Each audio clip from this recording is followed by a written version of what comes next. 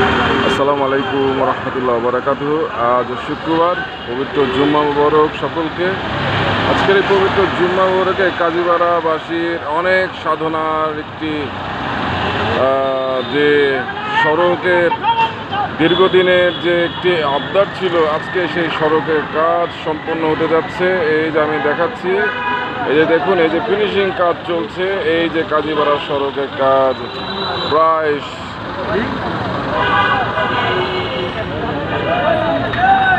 প্রায় কাজীপাড়া সড়কের কাজ প্রায় শেষ।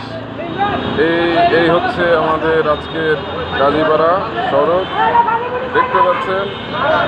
এটি কাজীপাড়াবাসীর বিশেষ ভোগান্তির শেষ ছিল না, অথচ ডিএনসিসির সহযোগিতায় এবং একটি গণশুনানির মাধ্যমে আমরা এই প্রস্তাবনা দেই। পরবর্তী দিনে তার কার্যকর পদক্ষেপ নিয়ে আমাদের আজকের এই কাজীপাড়া থেকে 60 ফিট সড়কের যে সংযোগ সড়ক ছিল সেটি সম্পূর্ণ হতে যাচ্ছে।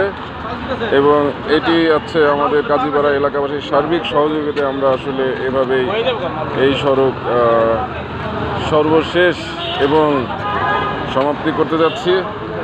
এটি যেন আমরা সহজেই সংরক্ষণ করতে পারি।